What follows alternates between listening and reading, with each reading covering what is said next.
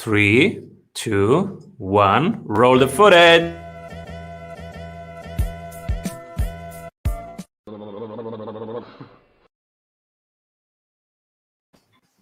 Welcome back, everybody, to the Strategy Sprints podcast. I'm your host, Simon Severino. And today, my guest is the world's #1 authority on trust-based selling, founder and CEO of Unlock the Game. I was just on his website and I saw Richard Branson. So welcome, everybody, Ari Galper. Thank you, Simon. Pleasure to be here. Appreciate you having me.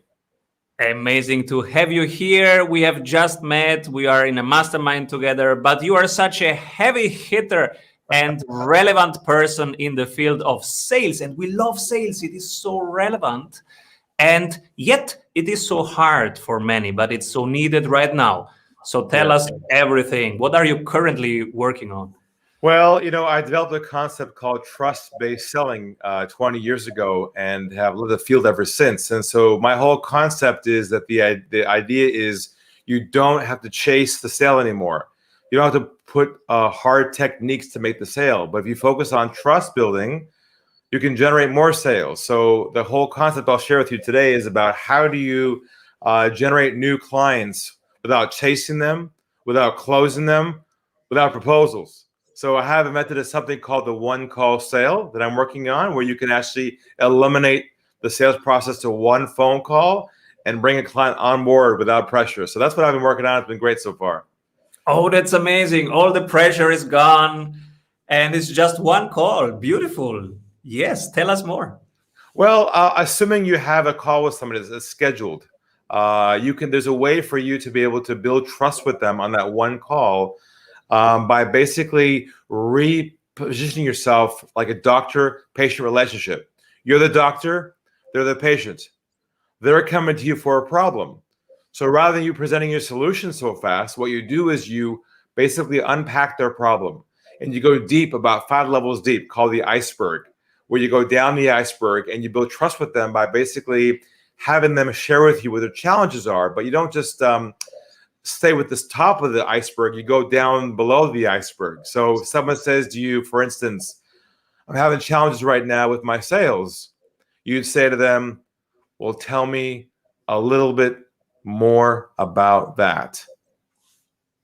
And they start to tell you, well, I'm plateauing right now, sales have slowed down. You say, well, how long has that been a problem for?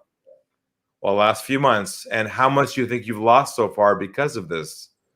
Probably $50,000. Say, well, what have you done so far to really try and address it?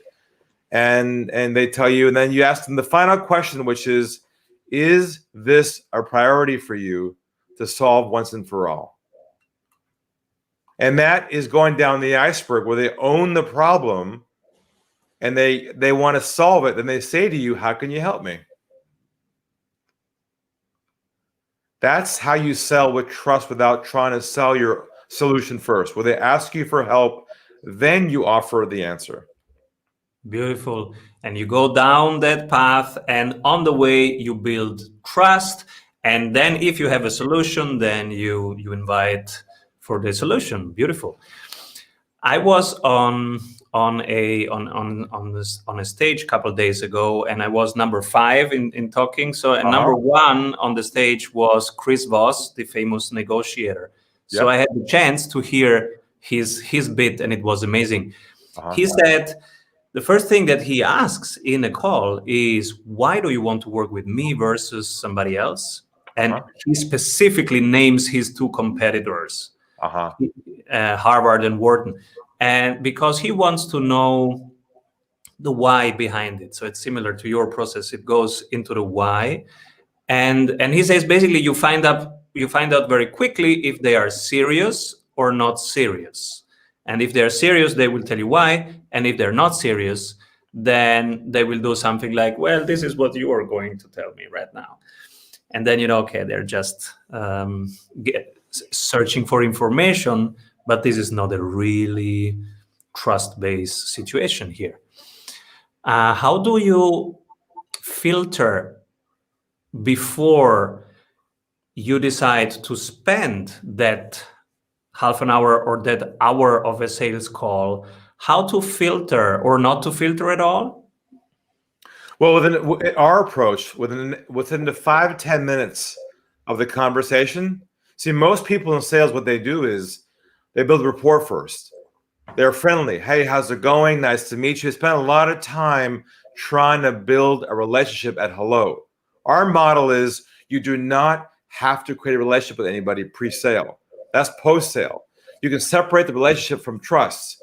You only focus on trust only. So in our approach, when you have a call with somebody and you begin to say hello, the first thing you say is you put the ball in their court. You say, can you tell me a little bit about your situation, about your story and your current business model, and we'll go from there. And you have them start talking about themselves right away. And you listen very carefully for any issues or problems they might be having or challenges around what they're looking for. And the moment you hear the challenges, then you go down the iceberg and you ask them if it's a priority or not. That's how you immediately identify if it's a fit or not a fit very quickly in the process. What about establishing criteria who can hop on your call in the first place? The pre. Sure. That's more pre-marketing, where you want to obviously identify your ideal client in advance. Maybe have them go through a few hoops. Like for instance, for us, we make sure that they're at the right target range. We have a book that we mail them in the mail. We do quite a few things to make sure they're pre-sold on us in advance of the call. So we do a lot of work around what we call trusted authority, how to become a trusted authority to your ideal clients in advance of the call. That way, they self-select in many ways because they know what you're all about. And if they're serious, they come forward. If they're not, they usually don't. Cool. So we don't need pressure. It's just one call. We listen. When we get that clue for the pain, then we move forward. What happens next? Then when they say to you, how can you help me? And that's the key. You're not allowed to offer a solution until they say to you, how can you help me? Or how do you work? When that happens, then what you do is you say, if it's okay with you, can I walk you through our roadmap of how we help our clients like you solve your problem? And then you create what I call a sales roadmap.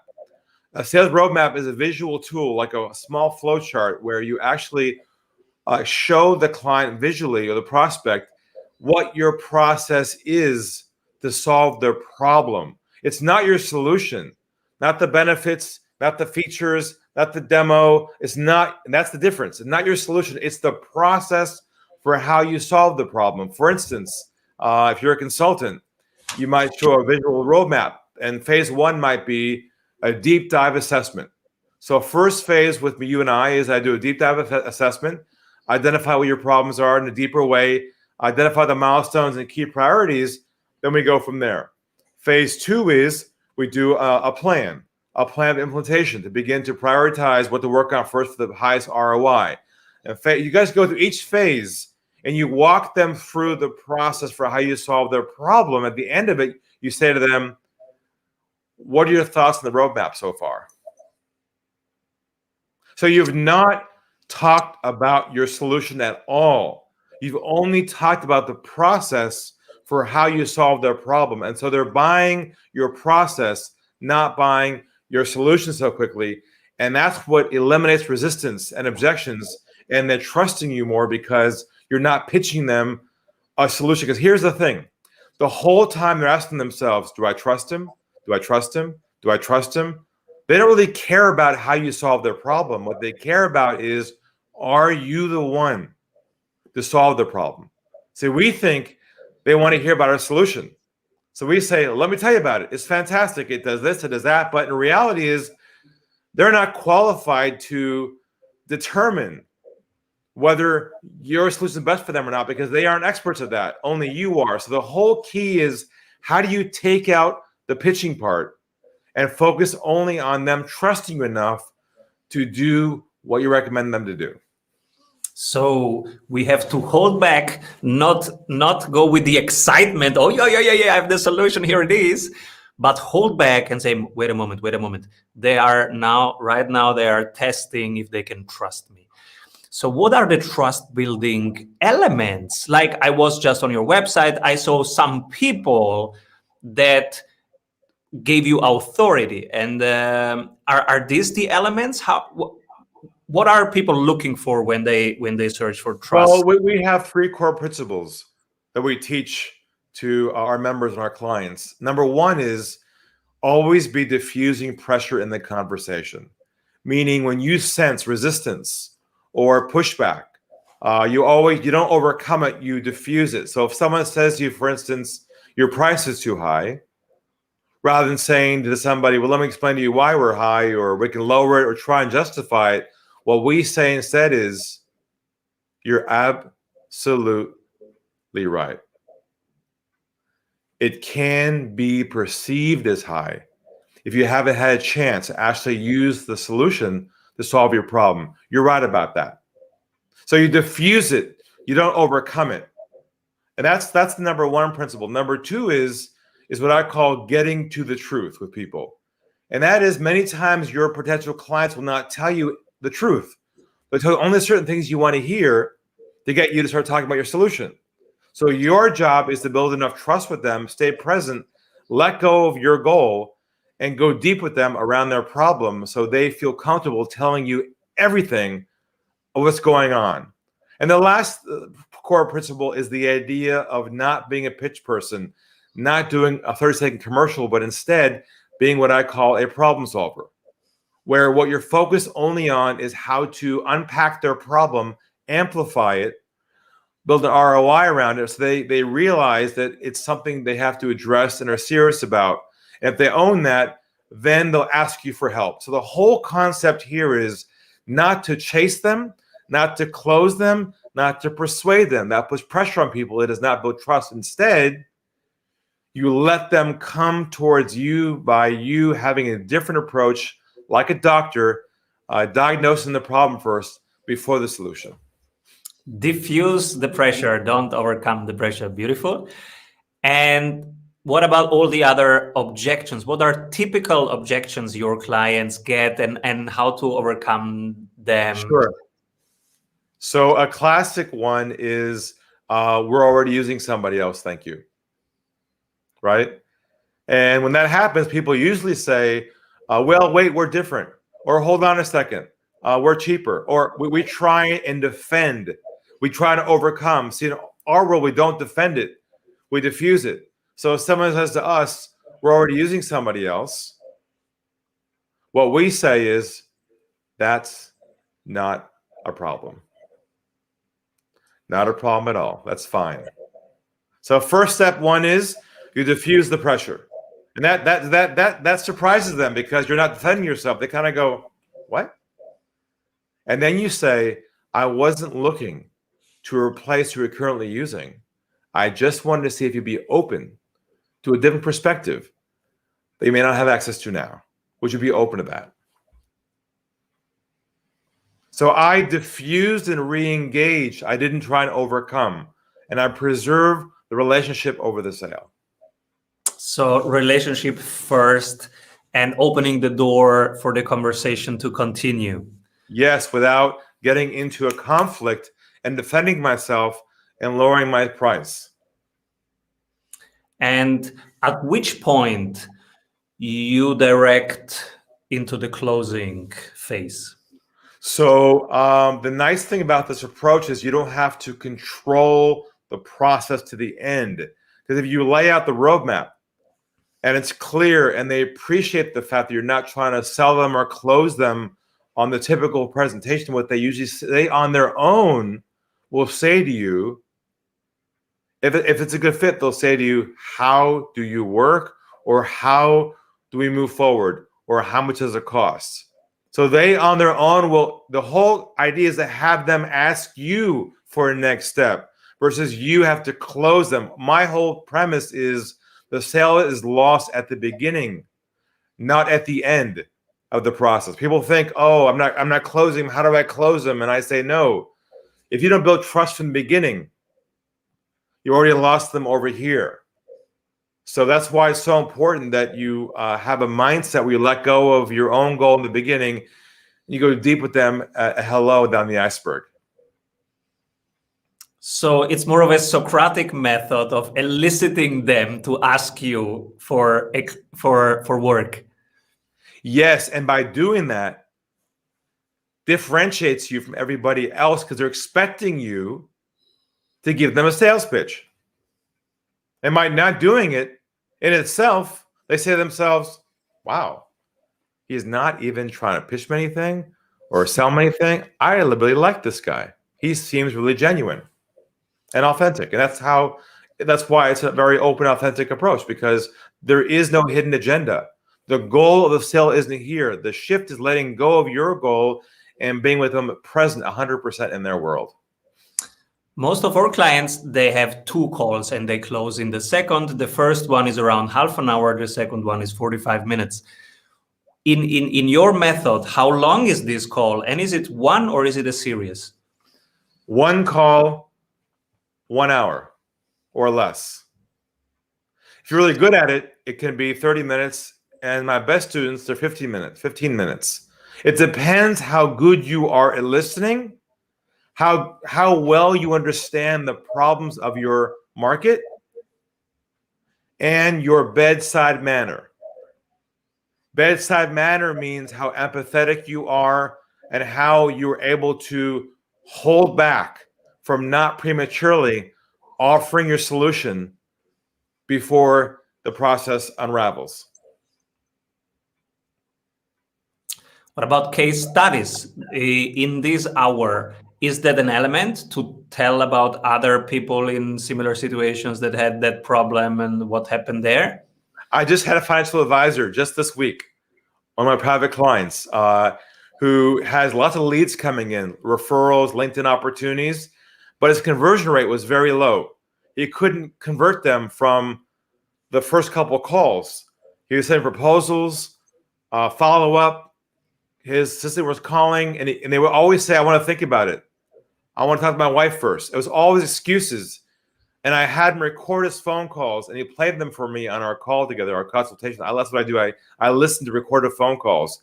And if you heard that call, you would cringe because he's a nice guy, but he kept wanting to educate. He was doing what I call free consulting. Free consulting is a mistake pre-sale. He was trying to deliver value pre-sale. And I tell my clients, do not deliver value pre-sale. Instead, provide clarity on their problems. Clarity on their issues is the value, not educating them on your solution. And that's a big shift because we're so used to trying to provide as much value as possible, hoping they buy because of that. But the problem with that, it's commoditized. Everyone's doing it right now. So you got to flip the switch around that. That's very different from most people are doing right now. And so if they ask her for advice, we try not to give too much value there, just showing the process. Look, step 1 would be, step 2 will be, at step 3, you are there. The only purpose of the phone call is to diagnose their problem and have them own the problem and accept to fix it. The goal is not to educate them on your solution or why you're different, your case studies, your stories. You see, the world's become so commoditized. No matter what you do, it's hard to distinguish you from somebody else because the client can't discern who's the best, who's not the best. So you're trying to show them so much credibility, they feel pressure and they feel overwhelmed. So I tell my clients, credibility has now been officially commoditized. Instead, your only thing left to differentiate you in your business is your sales approach. If you change your approach to a trust-based approach, like I'm teaching that becomes unique in itself. And that's how you define your category of one approach versus having someone else try and convince them you're the better than you. What we get asked a lot here in the community is, okay, I have a wonderful trust-based flow of 40 minutes, and then minute 44, they say, oh, yes, beautiful. I'm going to discuss this with my partners and get back to you. I love that one. In your method, we have an answer to that, but in your method, how to handle that? Sure. That's a great one. I love it. And by the way, I've got a cheat sheet with all those objections with my words next to them for my clients. But that one's a great one. So if someone says, I discuss it with my wife or my partner, right? The first thing you always say, first of all, when you get resistance like that, is always this. And that is the phrase, that's not a problem. That's the first thing you always say when someone says to you something that's pushing back. You say to them, that's not a problem. And you relax. And they kind of go, they get confused. They go, what? And it diffuses the pressure. Then you say, no problem at all. That makes a lot of sense. When you do speak with your wife or your partner, what kind of questions do you anticipate them asking you? Yeah, we'll discuss, and I'll get back to you in 2 weeks. No problem. First, let me just share it. Let you know in advance. I want to apologize. Because it may be I may have missed something or not given you what you needed. Is there anything specifically on my end that you felt was unclear that I missed because I may have missed something along the way? It's all clear. It's just such an important decision, Absolutely. I agree with you. No problem. That sounds good. Would you be open to the idea of us possibly scheduling a chat with yourself and your wife, say 2 weeks from now, to kind of answer any questions she might have? There'll be no sales pitch at all, just a chance to kind of reconnect again. I may have some more ideas for you, and I can answer your questions as well. Would you be open to that? Sure. Let's find something in 2 weeks. No worries at all. So scheduling a follow-up, that's the... You in my world, you only have what I call a calendar relationship with your prospects. You never let them off the calendar. The moment they're off the calendar, you're chasing them and the whole thing gets ruined. So we have languaging like, would you be open?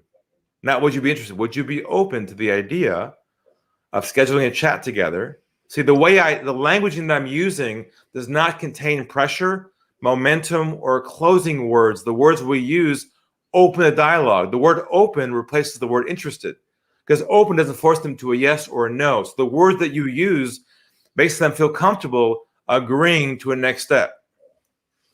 So did I understand it correctly? You have some hard elements. That's just the calendar piece. We need the scheduled next event.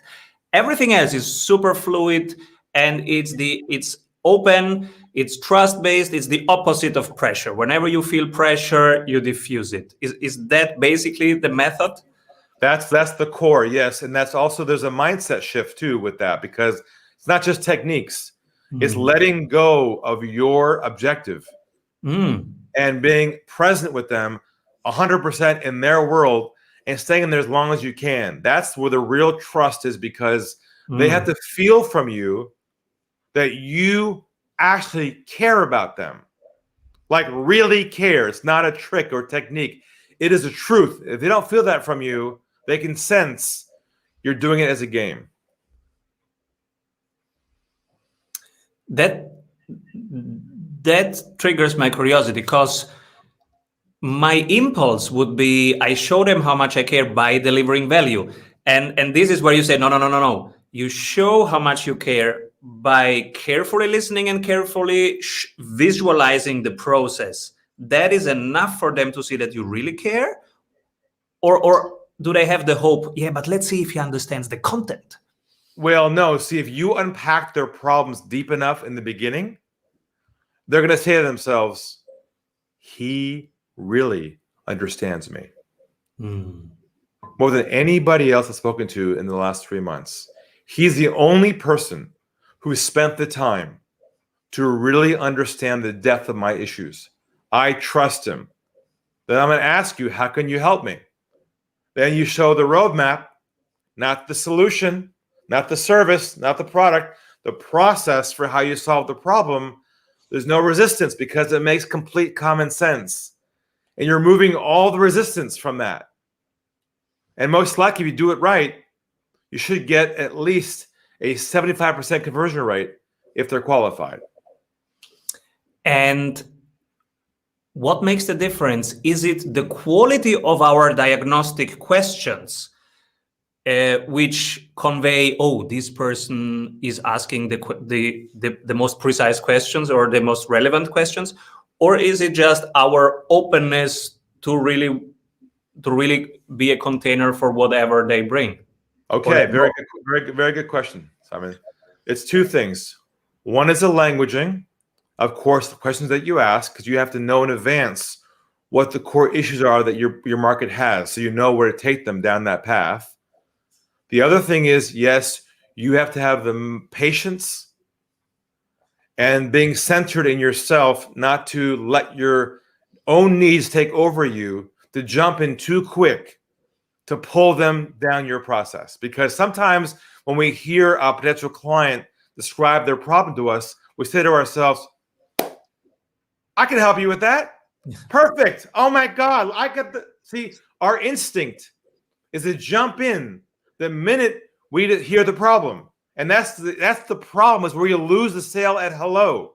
So what I'm suggesting here is you have to be able to learn how to detach yourself from your own goal and be present with them 100%, like a doctor. If you go see a doctor, they don't write a script to you or prescription to you until after they fully diagnose the problem. They are not ethically allowed to offer any medicine to you until it's clear.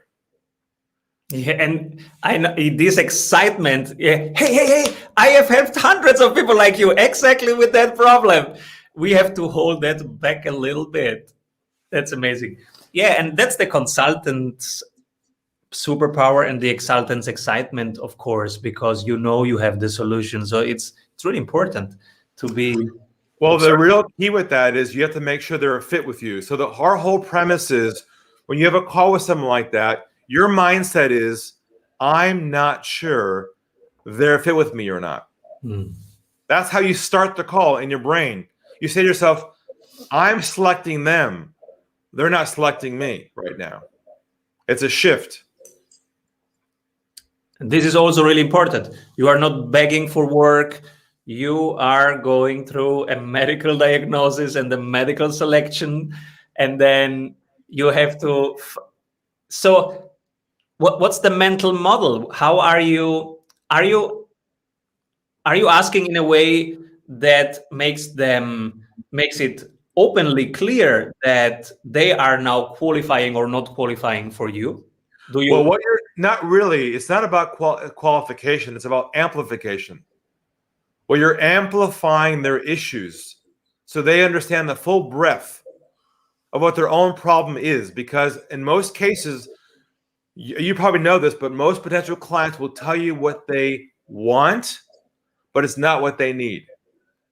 They don't even understand their own problems many times.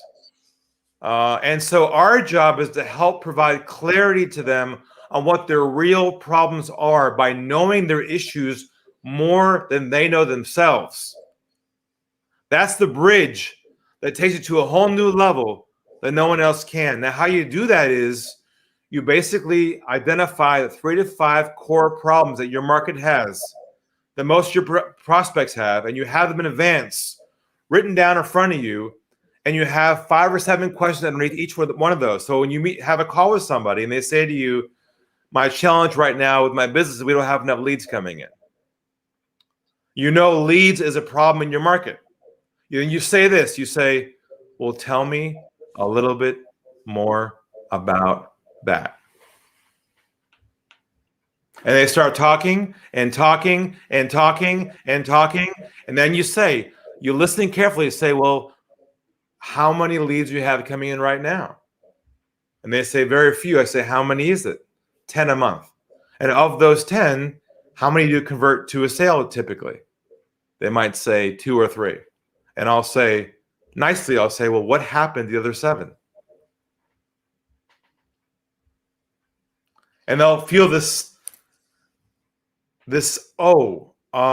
See, now I'm taking them to a place where even themselves have not gone before. I'm helping them get clarity on the value of solving the problem because they're now losing money by not identifying why they're not converting enough people. So the key is to triangulate the issue at such a tight level that even themselves don't understand it as well, very well up front.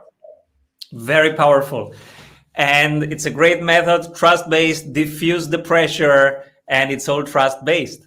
And do not get excited about the solution too fast. Try to find out if they are a fit. Yes. I am so curious who you pick for the strategy award after one word from our sponsor. Hey, if you love what you are hearing, you will love our free masterclasses. Go grab them at strategysprints.com. You can pick only one person. Who do you pick? Who I felt provided myself the best strategy? The strategy award goes to people who, when everybody's zigging, they are zagging, but from your perspective, they are doing the right thing. Okay, so one of my mentors and good friend of mine, his name is Perry Marshall. And I was one of his students, first student 15 years ago. And so he has very much done the zigzag, and he's very contrarian. And so he wrote a book called 80-20 Sales and Marketing. I was in that book, by the way. And all of his ideas are principle based, but they're contrarian. And so I've admired him very much in how he always makes sure he does not follow the crowd. He always has his own unique ideas, and he solves problems in different ways. Perry Marshall. Big fan of him. Beautiful. And now I'm curious about the integration of the marketing and the sales, because you say, okay, it's 1 full hour. So that better be a very qualified person that we spend an hour with. How do you? Well, it doesn't have to be an hour. It can be shorter, but I'm just saying, yeah. So up to an hour. Sure. And how do we make sure we are not wasting their time and our time? We are just talking to the right people. All right. Well, like in our case, for instance, all of our opt-in forms, when they enter our world, always has a drop-down that says, what is your annual turnover revenue? So they're selecting right away how much their business is earning. So we know what the level of their earnings are, and we can know whether we want to talk to them or not. We have a model for sifting out those who are qualified and not qualified. We also ask the question in advance in the forms. It says, are you a salesperson? Do you have your own business? Do you have a sales team? So we have little inroads. We take them down to make sure that those who are fit our profile, we speak with, and the rest go into our funnels for a lower price point. So we have a membership program, entry point for our online courses called the Mindset Club at the lower point of the price point. And we have consulting at the higher point. So we kind of divide them up depending on the criteria they select.